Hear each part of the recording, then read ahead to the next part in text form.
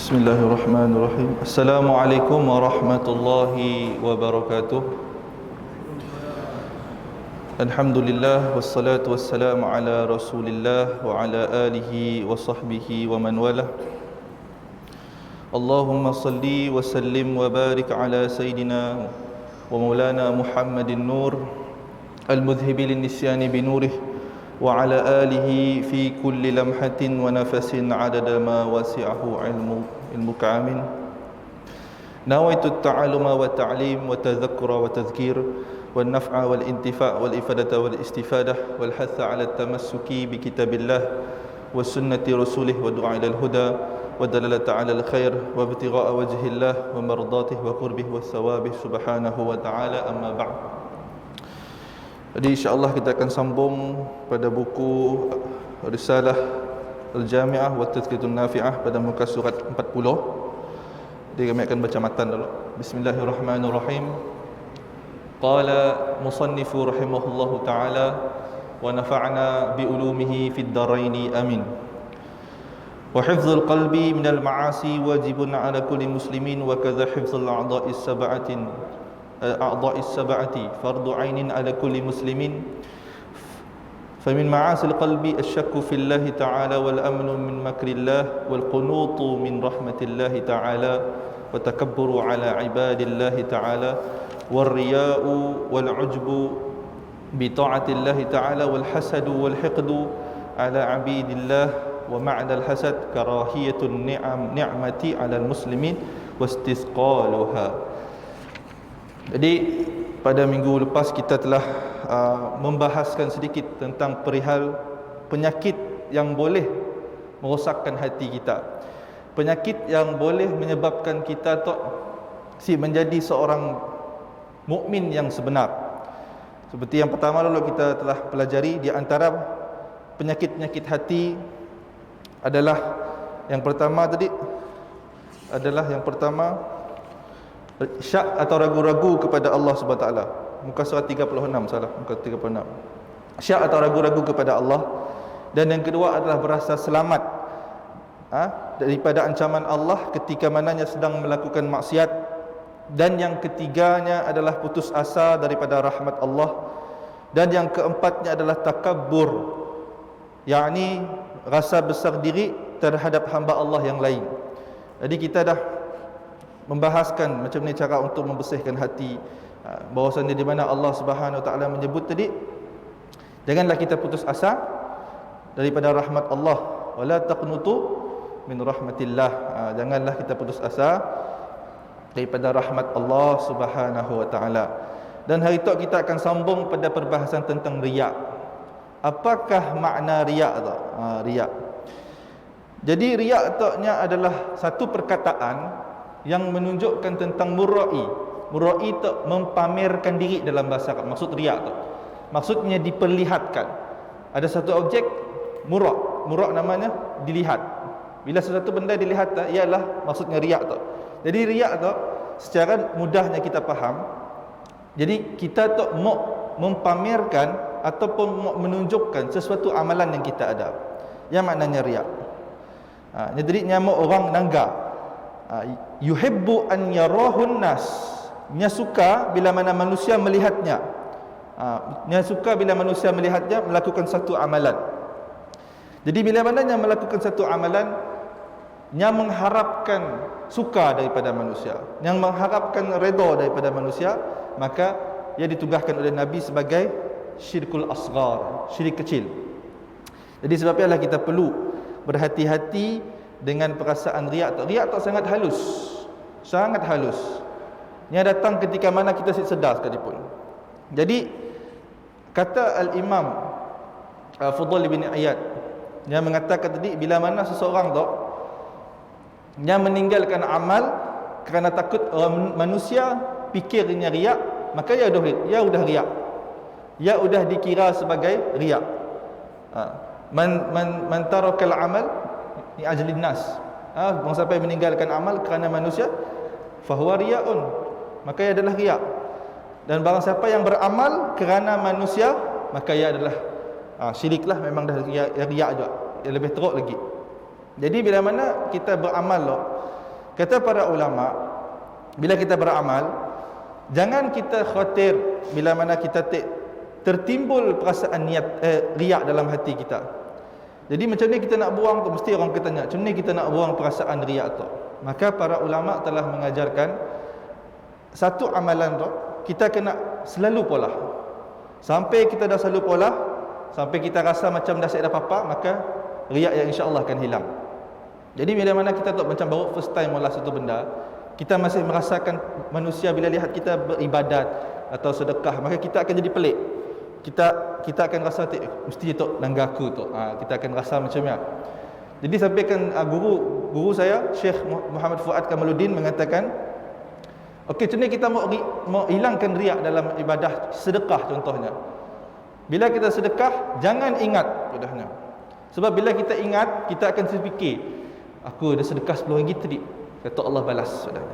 Jadi perasaan tu nya adalah minnah dalam bahasa Arab. Minnah, mim nun tamarbutah, minnah. Jadi yang menyebut-nyebut kebaikan tadi, maka tu si ikhlas. Ada kala orang melakukan amal kebaikan, contohnya kini tu lah, kita simaklah ulas pasal viral kini tu kan, kita cerita sikit tentang melakukan amal kebaikan di media sosial. Afdal atau si afdal. Jadi kata para ulama, melakukan amal ibadah secara senyap-senyap adalah lebih afdal daripada kita melakukan amal ibadah secara terang-terangan. Memang ada ayat Quran kata, sedekahlah secara alaniyah atau sarra, dalam keadaan yang terang-terang ataupun secara sembunyi-sembunyi, sedekahlah. Dalam tafsir ulama mengatakan tadi, sedekah yang terang-terangan tu, apa yang dikhawatirinya adalah riak. Takut iblis hembuskan, sidak syaitan tu pandailah hembusnya perasaan riak, kita pun rasa makin suka. Semua orang akan dah rasa benda ya. Rasa dipuji, Masya Allah baiknya, Masya Allah, maka dipuji. Maka bila mana kita mampu untuk menangani riak tersebut, hendaklah kita hindari. Hendaklah kita hindari sedekah secara terang-terangan, kita sedekah secara sembunyi-sembunyilah. Sampai cik tahu dah tangan kiri kita tak beri apa, cik tahu dah tangan kanan kita tak sedekah apa. Sedekah lepas kita jangan ingat. Sebiarlah sedekah paling afdal kita mulakan dengan kadar yang kecil dulu. Kadar yang kita macam si ambil endah, RM1, RM2. Kadang-kadang kita sedekah RM50, yang daripada kita sedekah RM1 mungkin lebih afdal. Kerana apa? Kita ingat ikhlasnya kita. Jadi kita siapa nak banding dengan kita sedekah yang RM50 tak. RM50 pun 23 beri siap. Ada pecah sih. Dia tadi pecah. Ya bahayanya. Jadi bila mana kita pula amal ibadah tu, ni terpulanglah bila mana kita melihat orang melakukan amal ibadah di media sosial tu, contoh sedekah tu, kita boleh nak mempertikaikan apa niatnya, kerana niatnya hanya Allah Subhanahu wa taala yang menentukan.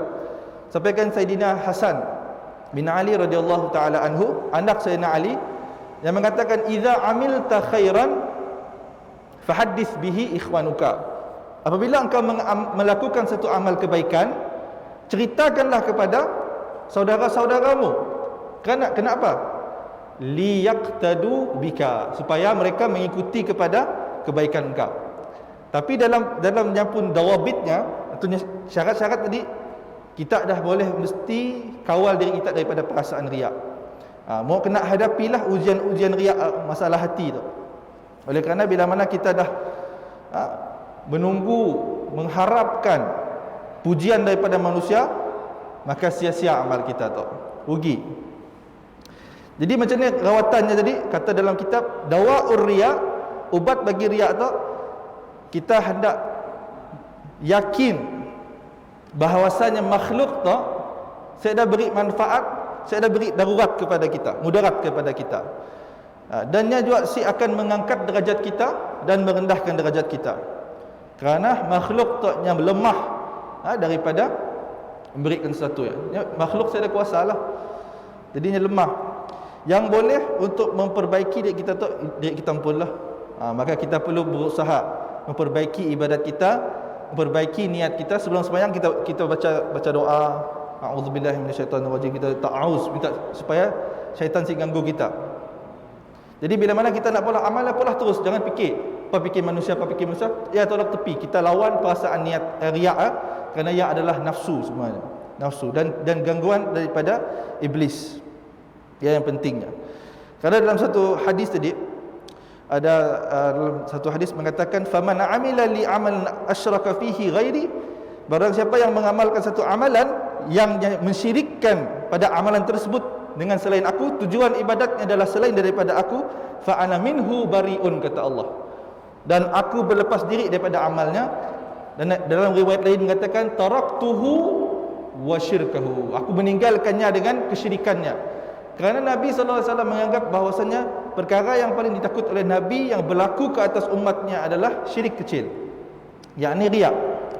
Riak tu, kerana bila mana dah ada riak tu, dia susah kadang-kadang mau diubati. Bila mana kita untuk zaman media sosial tu, susah nak ubat. Susahlah kita nak ubat. Sebab apa? Sebab bila kita dah post di media sosial, nak kita berharapkan pujian. Masya Allah, bagusnya kita pun makin mau polah, tapi kita khawatir jadi si ikhlas. Kerana apa? Kerana mengharapkan pujian daripada manusia. Dan untuk macam isu-isu yang latest tu, macam isu daripada UEL, Caprice dan Nadir tu, kita bukan nak ulas isu sidaklah, tapi apa yang kita dapat lihat daripada sidak tu, saya nasihatkanlah kepada saya sendiri dan kepada semua jemaah yang hadir tu, kita elakkan diri kita daripada mendengar ataupun berkomen tentang isu-isu tu. Saya dulu mula-mula pun si mau ambil tahu sikit pun, tapi ditanya orang apa kes. Jadi kita pun mau tahulah apa sebenarnya isunya. Tapi bila makin lama makin sebanyak kerumitan yang berlaku, kita pun dah sitok siapa yang betul, siapa yang salah. Jadi paling bagusnya kita menghindarkan diri daripada fitnah akhir zaman tu. Fitnah masing-masing kemukakan bukti masing-masing tu. Jadi kita dah sitok siapa yang benar. Contoh tadi Caprice yang mengisukan gambar beri hadiah. Perlukah ustaz beri hadiah tu? Kita ambil gambar dah, diisukan gambar-gambar semua. Jadi isu tadi riak riak adalah gantung jangan Allah lah. Kita saya dah hak nak hukum yang zahir. Adapun yang batinnya terletak kepada utusan Allah Subhanahu Wa Taala. Kita saya dah hak. Jadi kita husnuzon lah, mungkin ada kebaikan di siap yang mana orang boleh ikut daripada kebaikannya. Dan seterusnya adalah ujub. Ma makna ujub? Ujub adalah di mananya merasa takjub dengan dirinya. Merasa ujub. Jadi ujub dengan takabur tu nya beradik. Ujub, takabur dengan riak, semua tiga-tiga tak beradik. Bila mana kita dah ada perasaan riak, orang nangga kita tadi, orang muji kita. Orang muji tu, Masya Allah bagus, contoh sembahyang sunat, Masya Allah contoh sembahyang duha, dipuji orang.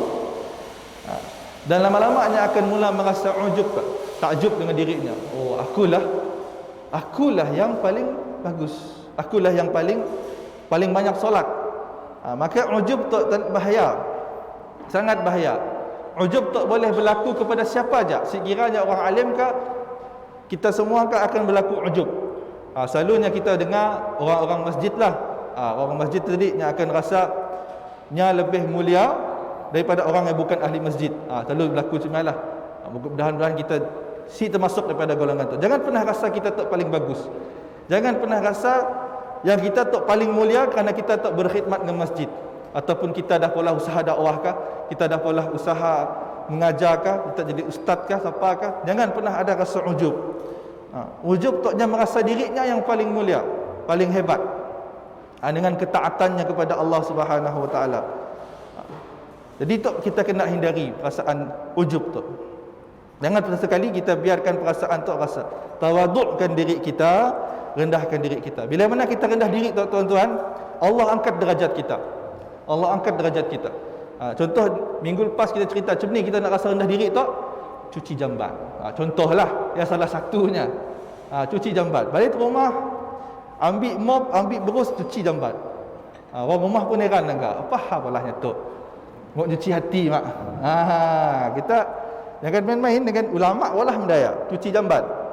Ataupun kita pula benda-benda yang macam kebajikan, bersih parit ke apakah untuk kemudahan orang lain, dan sebagainya.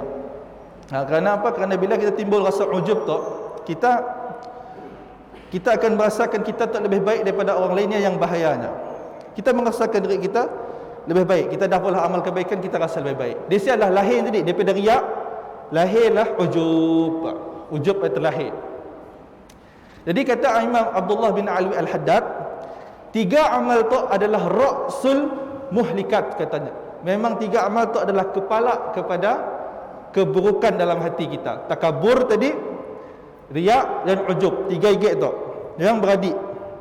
Namunnya tiga-tiga tu combine dalam hati seseorang, dah yang takabur, yang riak lagi, rasanya tadi ujub lagi. Allah nang rosak. Rosak hatinya. Jadi kena hati-hati. Ada hadis Nabi sebut salasun muhlikat, 3 perkara yang merosakkan. Syahun muta' wa huwa muttabi' wa ijabul mar'i bi nafsi. Yang pertamanya adalah orang yang bakhil. Bakhil tu pun perosak juga. Bakhil maksudnya takut mau sedekah. Dan yang keduanya adalah orang yang sentiasa mengikut kepada hawa nafsunya, wahwa muttabi', yang selalu ikut hawa nafsunya. Dan yang ketiga Nabi sebut i'jab bul mar'i, seorang yang ujub serta memperlihatkan amalnya dan berasa bagus dengan amalnya sendiri. Yang rasa nanti, wah ritok aku dah sedekah RM5, baiknya aku rasa cemialah. Untuk aku dah tahajud, mesti aku tak masuk syurga tu. Rasa diri cemia. Sedangkan Al-Imam Syafi'i pun berkata apa? Ilahi lastulil firdaus, ya Tuhanku, aku tidak layak masuk surgamu.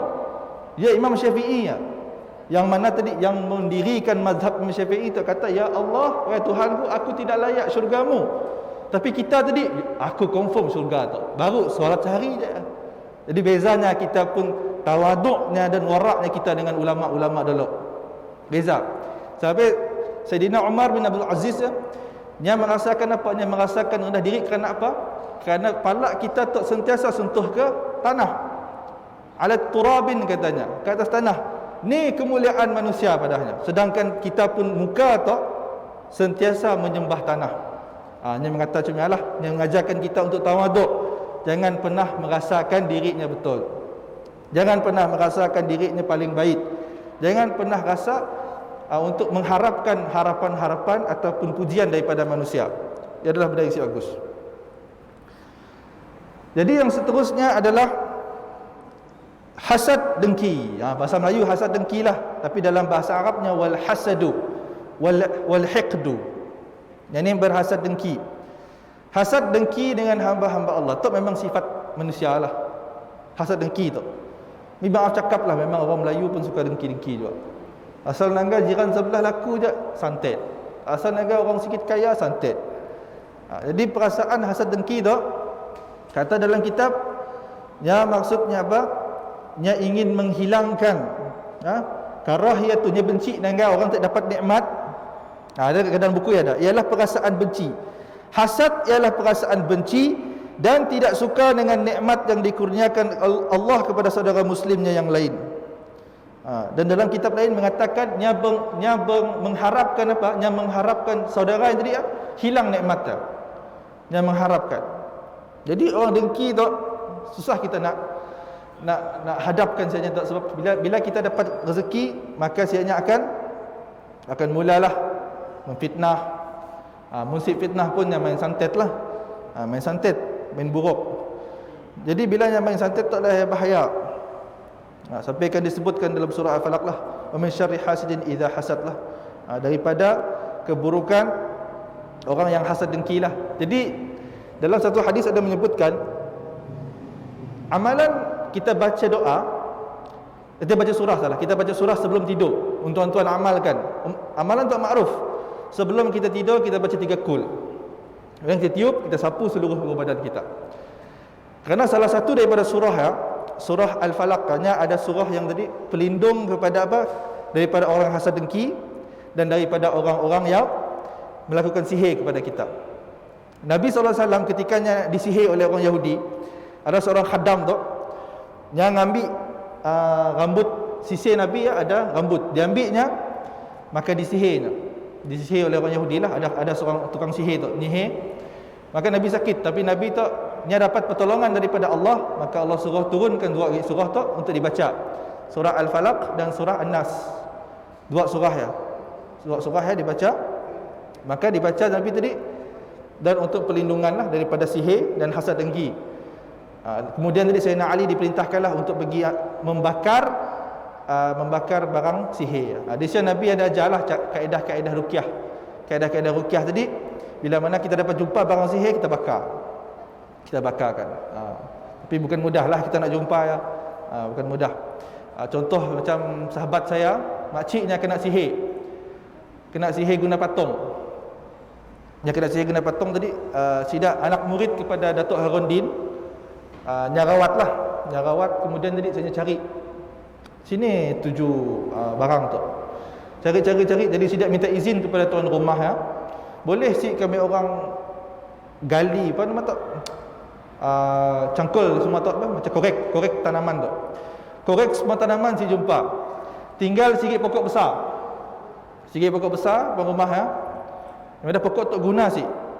Orang rumah dah si guna. Boleh tebang boleh. Jika diizinkan oleh tuan rumah tebang, akar cabut, tibah ya jumpa sikit patung dalam balutan kuning lah. Jadi memang kita fikir logik, siapa tanam di bahaya kan. Memang kita fikir logik. Jadi diambil, dibuka, yang sihir hanya guna patung robot, tapi ada gambar diguna. Jadi kemudian barangnya tadi dibuang, dibaca, kemudian dibuang di sungai lah, ditak dalam satu bekas, dibuang di sungai. Jadi yang menunjukkan tadi cara kaedah nak buang sihir lah. Sihir sangat kuat. Sampai tadi 3 orang ustaz siap ubat. Las digunakan khidmat daripada anak murid Harundin lah, Dr. Harundin. Allah yarham Dr. Harundin. Pusat Rawatan Asy-Syifa namanya. Jadi saya tak jangan ubat lah. Alhamdulillah sihat. Karena sebelum tu memang dirawat oleh 3 orang ustaz, semua fail. Semua diganggu dan siapa nak ubat lah. Menunjukkan sihir yang terlalu kuat. Jadi bila mana kita dapat tahu tadi surah Al-Falaq maknanya kita melindungi daripada orang-orang yang hasad dengki tu. Hasad dengki dengan kita tu. Kerana bila kita tu ada kita pun nikmat tu, orang akan dengki. Kita famous kita, orang dengki. Bila kita dapat banyak bisnes kita kan, orang dengki. Maka bila orang dengki tu, siapa-siapa aja yang ada rasa dengki tu, hendaklahnya menyuci hatinya. Menyuci hatinya lah yang pentingnya. Menyuci hatinya, dan disebutkan waqatluha hatta tamutu fa yatasa'sudurha. Kemudian tadi hendak adalah melawan perasaan hasad dengki tu sampailah nya pun ada hatinya lapang, yatasa'u sadruha. Dan kemudian bersangka baik kepada manusia sehinggalah yang mencintai seluruh manusia. Dan kira tadi kata ulama dalam kitab, untuk kita menghilangkan rasa hasad dengki tu, barang siapa yang ada hasad dengki lah, amalkan satu hadis Nabi di mana Nabi sebut apa?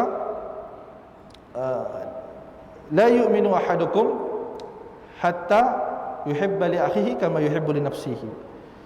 Tidak sempurna iman seseorang itu sehinggalah yang mencintai saudaranya seperti mana yang mencintai dirinya sendiri. Ya, amalkan hadisnya. Amalkan jadi, cintakan saudara kita seperti mana kita cinta diri kita sendiri. Sebab mun kita cintakan seseorang ya, mungkin kita mau rasa dengki dengannya, walaupun ada macam-macam kelebihan dan sebagainya.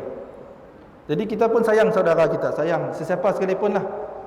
Dia sayang siapa-siapa aja supaya apa? Supaya kita dapat keberkatan, hidup kita lebih berkat. Bila mana kita macam nangga orang-orang Cina berniaga, walaupun sama-sama aja kedai mi kolok ke apakah, saya tetap support sama support. Kalau tidak ada customer, tidak apa, itu bukan rezeki katanya. Jadi kita kena amalkan macamnya lah. Tapi bila mana kita tahu ada hasad dengki tadi, nyajak maju santet sikit lah, lu santet. Ya problemnya bila hati kita busuk, hati kotor. Jadi kedaklah kita cuci hati kita tadi sebelumnya. Kita cuci hati kita, dan kita janganlah memfitnah sama memfitnah. Namun kita si dapat, maka ia bukan rezeki lah. Tapi kita kena kuatkan dulu iman kita, akidah kita kepada Allah Subhanahu Wa Taala. Jadi tersambung pada nombor 9. Wa minha al-israru 'ala al-ma'siyatillah. Yang ke-9-nya, yang ke-8-nya adalah berazam untuk melakukan maksiat kepada Allah. Teruk gila tu. Yang sampai tadi yang berazam Orang tadi berazam untuk meninggalkan ibadah, meninggalkan maksiat, tapi nya berazam untuk melakukan maksiat. Wahya min kaba'il muhrikat, antara kerosakan yang besar, limunafatiha al-iman wal mu'anatillah ta'ala bi fi'lil munhi wa tarkil ma'mur. Jadi bila mana orang yang melakukan azam atas perbuatan tu, azam untuk melakukan maksiat tu, nya akan apa? Nya akan merosakkan imannya dan menjauhkan dirinya daripada Allah Subhanahu wa taala. Jadi dia pun ubatnya apa? Ubatnya adalah taubatlah. Kadang-kadang manusia tu bilanya diberi ujian, baru dia nak bertaubatlah. Baru dia nak taubat. Tapi kita tak siapa expect bila Allah akan beri hidayah kepada seseorang kan. Mungkin sebelum tu dia pernah solat, kita tanggal yang solat. Mungkin sebelum tu dia adalah seorang yang masya-Allah dahsyatlah, nakal apa semua, tiba-tiba dia berubah. Kita tahu orang pun nasib tu macam ni di akhirat, di perakhiran dia. Kerana kita jangan tangga awal amalan kita, tapi kita tangga akhir. Kita tangga akhir amalannya. Kadang-kadang ada orang awalnya tadi nya adalah seorang yang baik, di akhirnya si bagus. Contoh seorang ulama di Saudi, Abdullah bin apa namanya? Astagfirullah. Abdullah, namanya Syekh Abdullah, tapi nama belakangnya saya lupa. Mungkin kita search di Google lah Syekh Abdullah, banyak Abdullah keluar. Tadinya ada Abdullah apa? Allahumma salli ala sayyidina Muhammad. Lupa lah, bukan Abdullah apa. Tapi namanya depannya Abdullah lah, Syekh Abdullah. Dia salah seorang ulama. Ulama bukan orang biasa, ulama yang melawan kepada satu pemikiran etis yang percaya kepada Tuhan. Makanya tulis buku. Dia berdebat dengan si etis tu, tapi di pengakhiran umurnya nya belum percaya Tuhan. Allah, na'udzubillah min zalik lah. Mudah-mudahan kita jadi cuma diberikan terus keimanannya. Jadi tadi nya pun akhir hayatnya nya jadi seorang yang kafir. Nya kufur pada Allah. Nya percaya dengan kenabian Nabi, nya percaya dengan kewujudan Allah, dan nya menafikan segala-gala kewujudan Allah Taala. Jadi akhirnya tadi Al-Qasimi. Abdullah Qasimi, yes, betul. Yang murtad tak. Jadi kita simak jadi akhir hayat kita macam ni lah. Mungkin kita tadi mau lihat kepada kebaikan seorang, lihat pada akhirnya. Lihat akhirnya. Jangan kita lihat pada awal-awal. Mungkin yang seorang ulama, seorang ulama tu banyaklah tuan-tuan. Contoh saya pernah jumpa seorang tu perempuan, dia seorang perempuan hafizah, hafal Quran, hafizah. Belajar di Al-Azhar, pulang-pulang percaya Tuhan. Percaya Tuhan, tapi bila mana kita nak berhujah dengannya sangat payah. Kerana apa? Kerana dia faham bahasa Arab, dia faham kitab. Tapi saya pun macam Datuk bukan level saya tak. Kena beri dengan ustaz-ustaz yang lebih mahir lah. Kenapa? Kerana tadi yang mempertikaikan satu benda tadi daripada kitab-kitab semua bla bla bla macam-macam lah. Bila check backgroundnya, seorang hafizah belajar Al-Azhar, balik jadi murtad. Wallahu alam apa puncanya, kita tahu apa puncanya. Jadi siapalah hidayah tu milik Allah lah. Jadi kita selalu doa, ya, Rabbana la tuzigh qulubana ba'da idh hadaitana. Jangan kau sia-siakan lepas kau beri hidayah kepada kami ya Allah. Kita doakan kepada Allah. Jangan kita sia-siakan. Kerana mungkin kita tadi ada melakukan kesilapan, melakukan kesyirikan, syirik khafi lah. Maksud tadi adalah riak apa semua. Maka kita kena doa pada Allah, Allah kurniakanlah hidayah kepada kami, berikanlah hidayah kepada seluruh. Contohnya doa kunut yang paling baguslah, Allahumma hdina fi man hadait. Allah berikanlah hidayah kepada kami, ya. Doa yang paling bagus kita doa. Jadi dan bila mana kita dah merasakan untuk berazam melakukan maksiat tu, ini adalah salah satu daripada kerosakan diri kita lah. Jadi hindari kita melakukan terbalik daripada perkara tu, yakni berazam untuk meninggalkan maksiat. Ya, yang kita patut pula. Dan yang kesembilannya adalah al-bukhlu bima aujaballahu ta'ala. Bakhil dengan perkara yang diwajibkan oleh Allah kepadanya. Bakhil. Jadi lawan kepada bakhil tu adalah karam. Karam tu pemurah. Pemurah. Jadi orang bakhil tak maksudnya apa? Orang yang mencegahkan dirinya daripada memberi sesuatu hak. Contohnya jadi zakat. Nya simak zakat. Dan nya simak beri nafkah. Benda macam-macam lah, dia simak bayar denda-denda apa semua kerana dia ada rasa bakhil. Jadi bila mana bakhil tu, ni adalah satu sifat yang bagus, sifat yang tadi mengeraskan hati kita. Bakhil tu. Contohnya sifat bakhil tu apa? Bini minta RM5 pun simak beri. Contoh. Pun sekedekut tu. Kedekut tak hidung masin kata orang kan. Jadi janganlah bakhil. Bakhil. Murahkanlah rezeki kita. Bila kita tu banyak bersedekah lah. Banyak sedekah. Berikan kita sedekah mana yang kita mampulah. Bila mana kita banyak sedekah, masya-Allah Allah akan balas baliklah. Jangan kita mencegah diri kita daripada zakat tu. Seperti mana satu kisah yang pernah diceritakan, ada seorang sahabat Tha'labah namanya. Kannya dulu dia pernah minta dengan Nabi, "Ya Rasulullah, doakan aku kaya," katanya. Daripada si bawah cukup kau dengan rezeki kini tu. Kata agaknya lagi Nabi, "Ya Rasulullah, doakan aku kaya."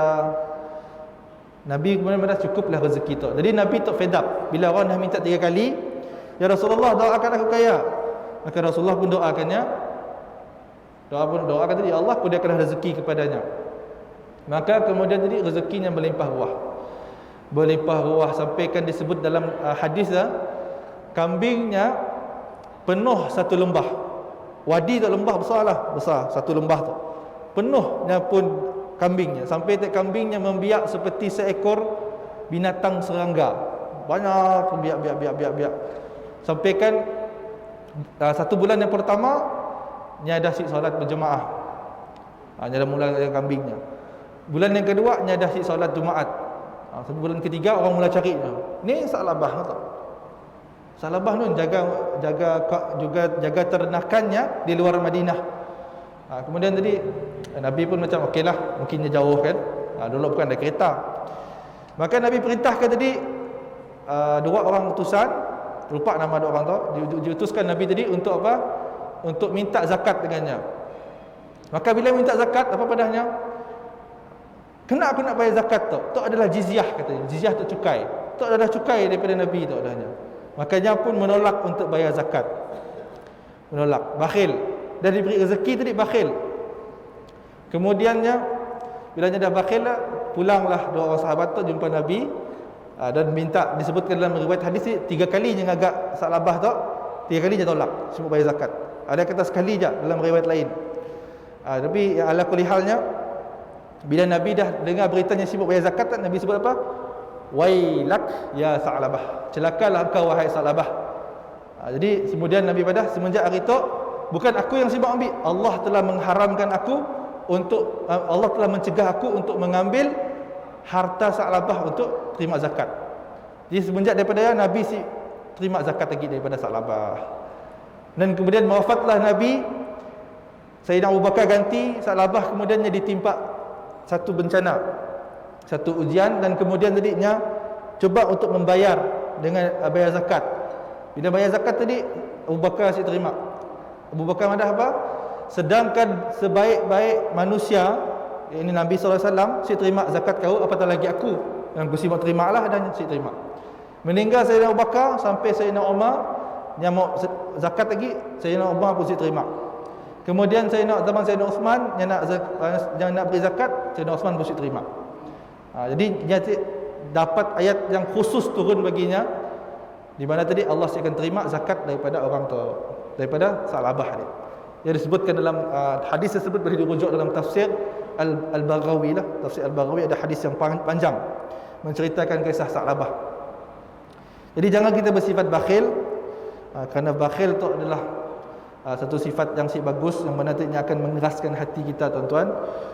Jadi kalau boleh kita banyakkanlah bersedekah, dan upgrade, banyakkan nafkah isteri, anak-anak. Jangan kedekutlah. Kita nak berjimat juga, tapi jangan lupa untuk beri nafkah, yang penting nafkah.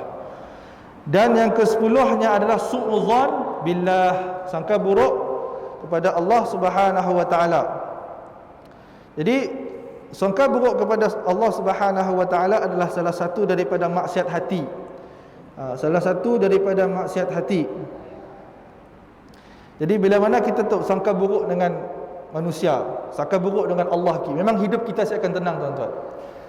Saya dulu ditegur oleh guru saya lah, Habib Muhammad bin Saleh Al-Attas, yang tegur, yang madah. Seorang manusia atau munnya nak dapat ketenangan dalam hidup, hendaklahnya bersangka baik kepada seluruh manusia, bersangka baik kepada orang. Sentiasa amalkan sangka baik. Amalkan sangka baik. Sangka baik dengan orang. Mungkin kita tak sangka buruk dengan orang jajak kerja, tak mesti curi tu, kita terus sangka buruk. Kalau boleh kita si tahu satu perkara ya, makanya patut disangka baik. Okay. Tapi bila kita dah nampak jelas-jelas ni, nang contoh nang kita nampak orang mencuri tu, oh sangka baiklah. Taknya nak beli barang kali. Dah terang-terang depan mata, ya bukan sangka baik. Ya orang dah bodoh namanya. Mungkin kita dah nampak orang mula maksiat depan mata kita, ya kita si cegah, ya kita berdosa ya. Tapi bila mana kita si tahu lagi, contoh benda yang samar-samar, maka hendaklah kita bersangka baik. Bersangka baiklah, jangan kita sangka buruk terus. Kita jadikan sangka buruk sebagai apa? Sebagai medium utama. Sangka buruk tu kena medium last sekali, mesti yang ketiga. Kita sangka baik dulu, barulah insya-Allah kita akan tenang. Dan yang kedua, kata guru saya, lepas kita sangka baik dengan manusia, tiap-tiap malam amalkan memaafkan seluruh manusia. Sekiranya pada jadi apa pun dengan kita maafkan. Maka insya-Allah kita bangun esok, bangun subuh ya, kita akan rasa tenang hati kita. Akan rasa lapang. Olahlah hati kita tu macam satu bekas telaga yang besar, supaya apa? Supaya bila mana kita ditimpa ujian sekalipun, hati kita akan rasa tenang. Ya adalah teguranlah daripada guru saya, hanya mengajarkan semua anak muridnya untuk sentiasa bersangka baik. Contoh tadi, dapat berita buruk tadi, sangka baik dulu. Kemudian kita selidik, fatabayyanu lah, kita tabayyun dulu, selidik supaya apa? Supaya kita terbiasa dengan bersangka buruk kepada manusia.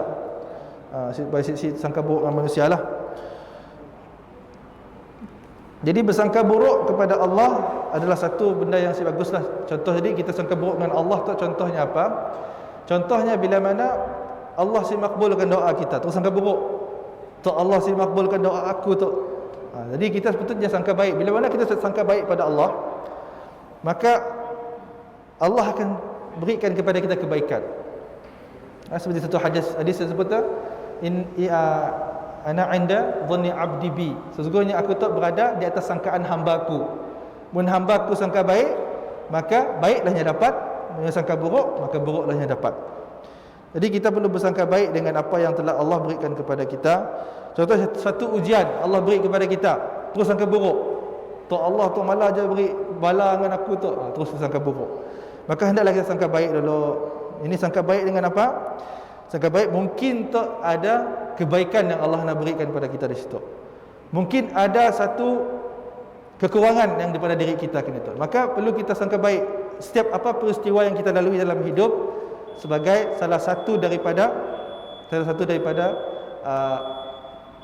aturan Allah Subhanahu wa taala. Dan yang ke-11 yang terakhir, kita ambil terakhir ya, mempelekehkan perkara yang dianggap besar di sisi Allah seperti amalan kebaikan atau maksiat, Al-Quran atau ilmu, syurga atau neraka. Itu adalah yang terakhir lah. Yang terakhir tu maksud tadinya apa? Menyatakan tadi yang mempelekehkan amalan-amalan yang contohnya seperti baca Al-Quran ataupun menuntut ilmu, syurga dan neraka semuanya, maka itu semua adalah salah satu maksiat hati.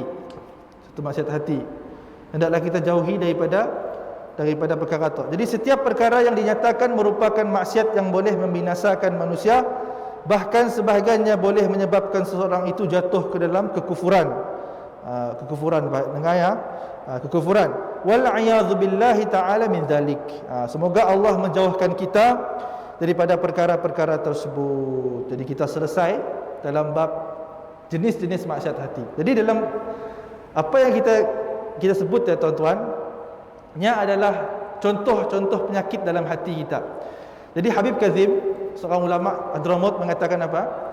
Bila penyakit hati tu kita jumpa doktor yang di klinik, hanya siapa yang dapat ubati kita. Tapi bila mana untuk penyakit hati tu hendaklah dijumpa kepada orang-orang, para guru-guru dan para ulama lah. Kita jumpa dan kita mintakan nasihat. Cobalah kita kena bersahabat dengan orang yang baik, dan kemudiannya kita cuba untuk merawat hati kita dengan zikrullah, dengan baca Al-Quran, dengan memperbanyakkan ibadah kita dan sebagainya, supaya apa? Supaya hati kita bersih, amal ibadat kita makin bertambah baik. Bila mana kita memperbaiki diri kita, islah diri kita supaya jadi lebih baik. Kita hilang penyakit-penyakit hati, ya. Penyakit hati kita hilang daripada diri kita. Semoga kita menjadi seorang mukminin yang baiklah, ini yang baik. Dan bila kita sempurnakan rukun iman kita, rukun Islam kita dengan rukun ihsan kita, yang tasawuf, menyucikan diri kita tu, maka insya-Allah sempurnalah keimanan seseorang tersebut. Jadi cukuplah sekadar ajak, kita akan sambung pada minggu hadapan. Mohon maaf atau ada terkasar bicara dan sebagainya. Wa aqulu qawli hadza wa astaghfirullahal azim wa lakum wa lisairil muslimin wal muslimat wal mu'minat alhamdulillahi bi rahmatika ya arhamar rahimin. Wabillahi taufiq wal hidayah. Wassalamu alaikum warahmatullahi taala wabarakatuh. Wal afu minkum.